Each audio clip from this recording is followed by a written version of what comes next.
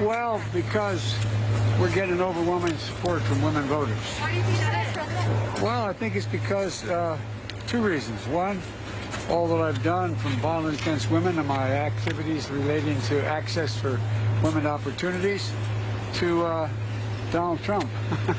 Vice President, this has clearly been an unprecedented campaign given the pandemic.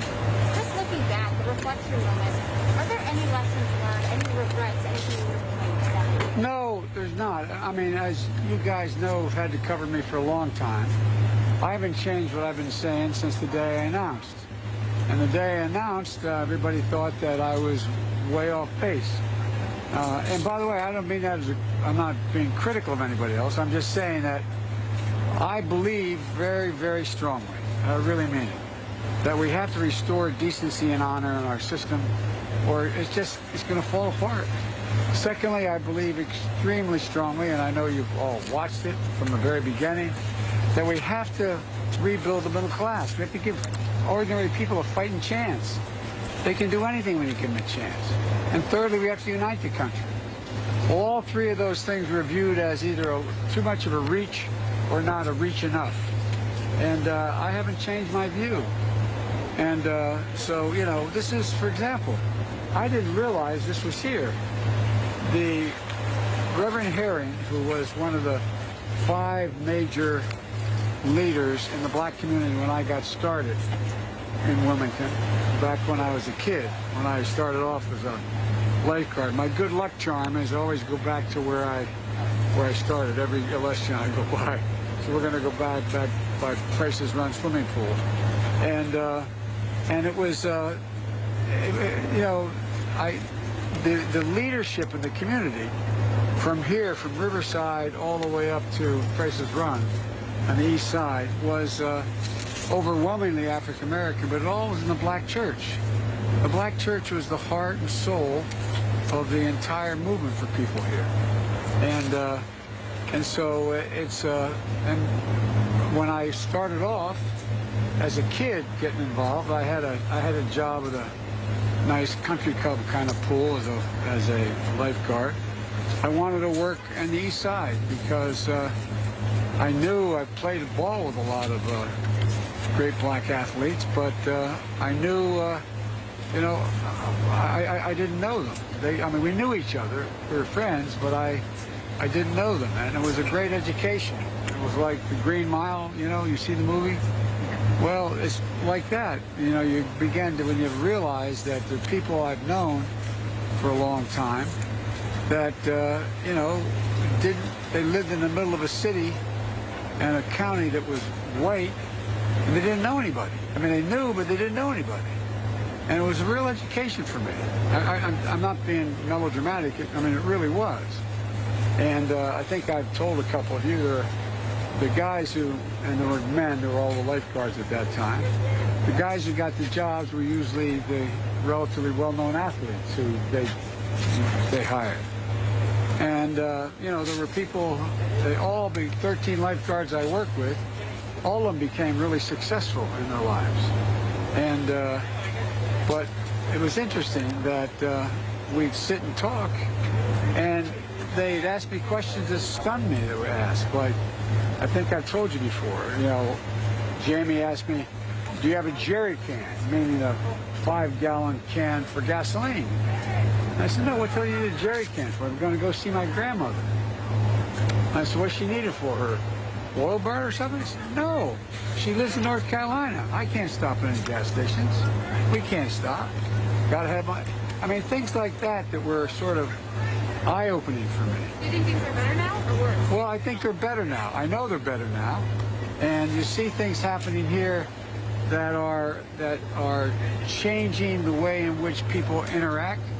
There's a lot more. I got involved running for the county council because I thought it was unfair that there was redlining in the county. People weren't able to move. That's changed a lot. And so the whole range of things have changed. But there's still a great need. But what's happening is that there's people who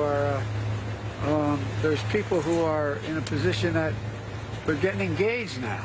And it's mainly, like I said, you know, when you had guys like Reverend Herring, we used to I'd go to Mass and then go down and sit in his church, and we'd talk about, plan about what we're going to do. We're going to desegregate a movie theater. We're going to march for something. I mean, and by the way, I'm not making myself out to be something special. It was just a lot of folks my age got engaged, and that's how I got engaged. What do you know about America, or what do you think about America that you didn't know in 1972 or 1988 or 2008? I mean, just looking back over the course of your career and the moment you're at right now. Well, I mean, there's a whole lot. Hopefully, you know, with age comes a little bit of wisdom. What I know is that hadn't changed is my absolute belief in the American people. You give them an even shot, they can do anything. I mean, they really can. What do you guys think President Trump claims victory tonight, and it's not clear that he won? What's your plan for that?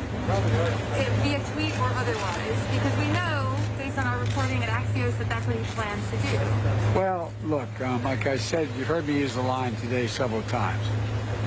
Presidents can't determine what votes counted and not counted. And, you know, voters determine who's president.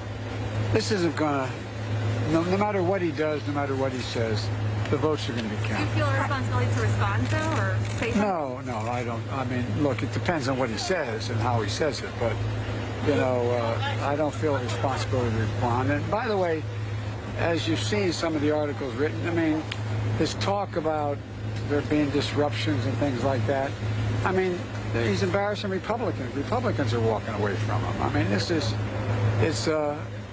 but look, like I said, I'm superstitious about predicting what an outcome is going to be until it happens. That's sort of who I am, how I've always run. And, but I'm hopeful. That's all right. Thanks, guys. We gotta go. Thank you. Early returns. What are you hearing today? Well, what I'm hearing is that there's overwhelming turnout.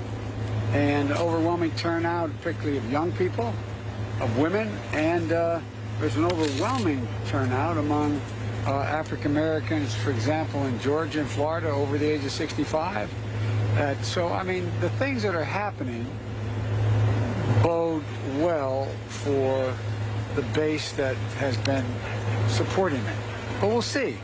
We'll see. What do you think, guys? You gotta wrap up. We have to go, Mariana. Do you feel positive that you are on the path to winning? Well, you know, I don't know. We don't know how this is going to come in. For example, if Florida came in by 1, it's over. Done. If Florida doesn't come in and, you know, what happens is the early votes occur in some other states, I think we're going to do well we're going to reestablish that blue wall. I feel good about that. We'll see but it's just so uncertain. Look, you can't think of an election in the recent past where so many states are up for grabs. The idea, I'm in play in Texas, Georgia, North Carolina, Florida. I mean, come on. I mean, Texas?